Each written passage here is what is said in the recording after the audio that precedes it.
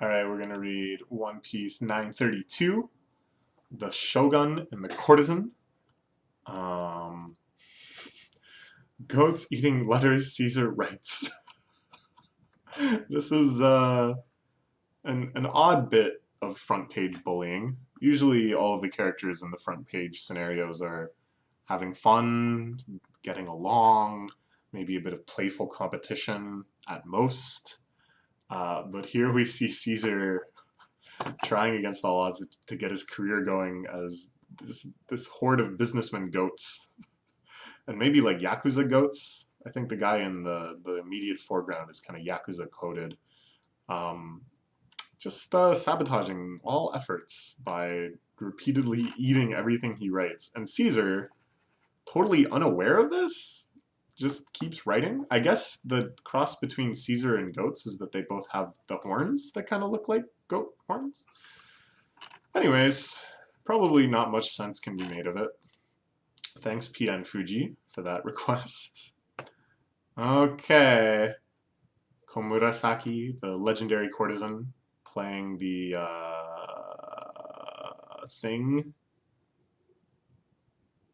Oh, I know what it's called.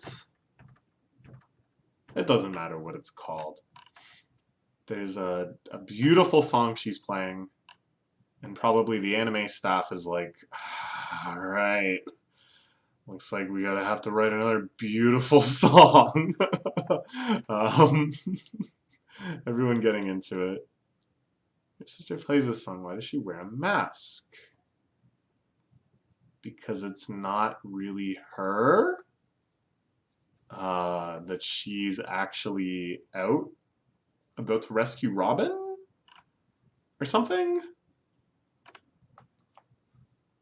Because, you know, first off, it's not like Oda to draw a beautiful woman, to put a lot of effort into making a beautiful woman character, and then to have her be a villain unilaterally.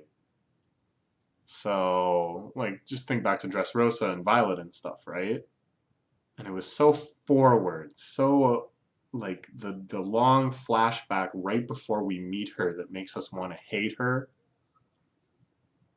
Also very on the nose.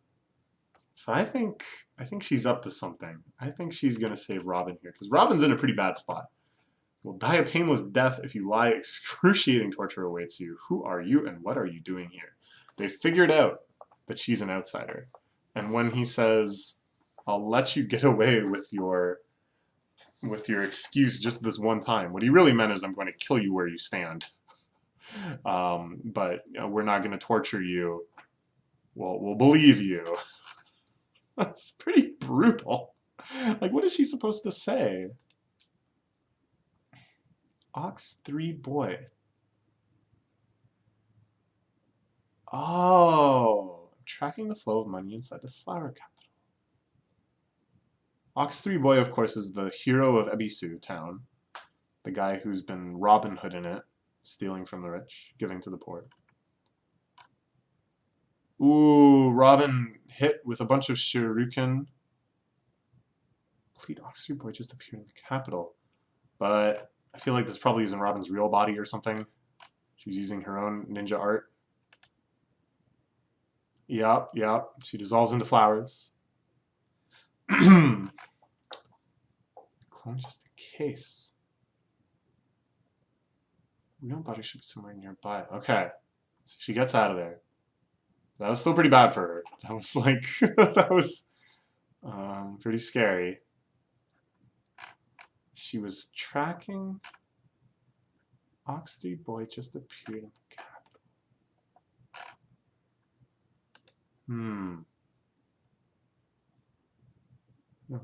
11 ninjas inside the castle.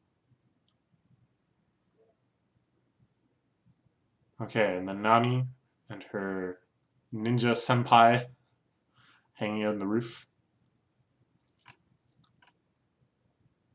He's finally assigned for something other than gathering food.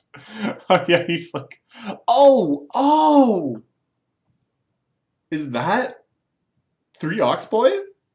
Is it Brooke? Is Brooke the one that's been bringing money for Ebisu Village? Okay. Alright, so they're heading out. They're trying to find Robin. Hide a leaf in the forest, as they say. Can't escape now. So they're not going to make a ruckus during the banquet, I assume. Is her plan here. Just getting closer to Orochi.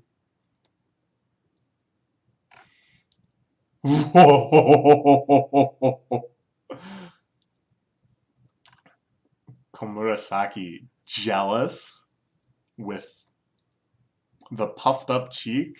You can see why she's done well as a courtesan. You can see the years of training that allowed for that. I don't know. I can't do it. I'm not a courtesan. Good looks get a letter good with everything. Quite interested in Ogugashima.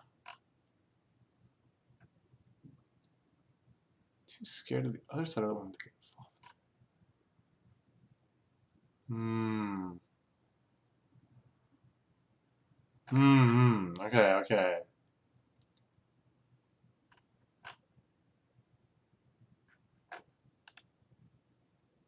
Heard that you sent. Oh, yes. So he's the one that, of course, called X Drake and Page 1 to deal with Sanji in the first place.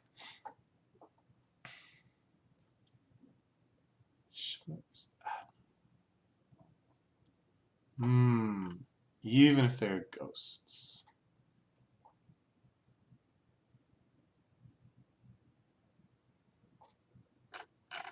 Okay.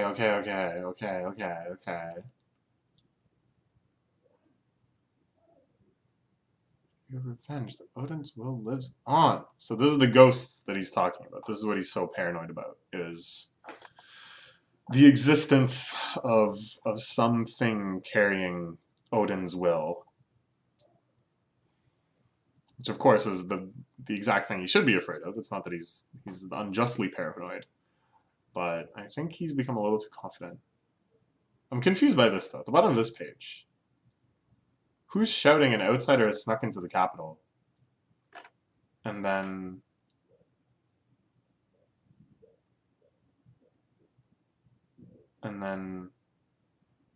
doesn't seem like he cares. Okay, I don't know. It doesn't matter. We'll just move on. So he's saying that the owners are changing the Nightwood sheets. So I mean, he's like totally right. Everyone else is skeptical. Everyone else is pretty sure they remember seeing him dying in a fire. But no, he's like right on the money. Still afraid of the Kozuki.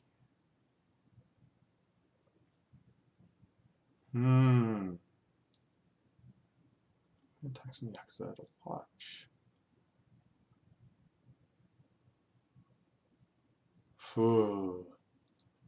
Died before my very eyes, but his son Momosuke is still alive. What is going through Komurasaki's head when she hears all of this? We know Robin's is filled with determination, which is why she's wearing the mask to cover her own steeled resolve. But Komurasaki seems... Ooh, wait a minute. Was that the sister? Is that Momo's sister? Could be. And that all of this cruelty, all of this abuse was just to get herself in close with the Shogun so that she could play her own part in the revenge. But she is probably totally disconnected then from all of the rebellion and from the fact that they're all still alive and that Momo is here on the island. I think there's no way that after she began this infiltration plan she would have been able to be in touch with any of that news. I think that's what's going on there. I think that's what this look means. As Orochi talks about the body. Oh, everyone can hardly take him seriously. But he's right.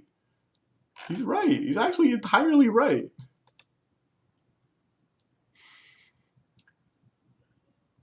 Legends to a fault. Just underlings don't. Can't say I blame him. Oh, Otoko, this young apprentice of the courtesan, this retainer or whatever. Poor Otoko.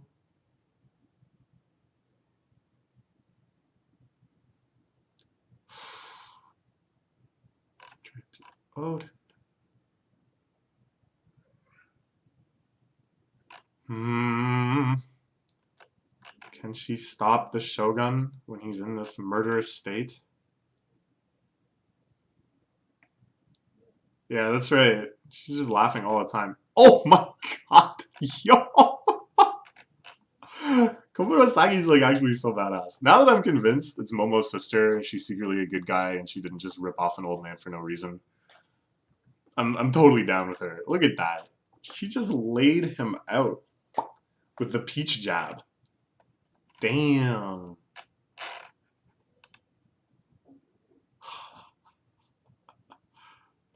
I refuse. I refuse to bow to anyone. Dang. Dang. This is like a Luffy-esque moment. It's also somewhat similar of the Goldfish Queen taking the bullet from the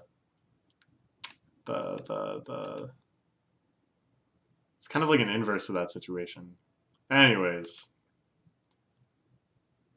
by all means, kill me and toss me aside. I am a warrior's daughter. I shall not live on my knees. More and more, I am convinced. And then Orochi using his Hydra power.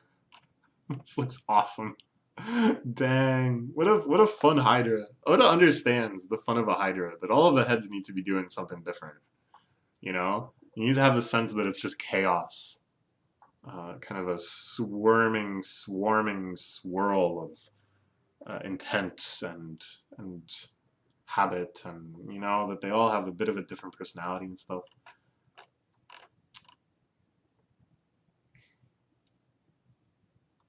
This is now a bloodbath. Okay.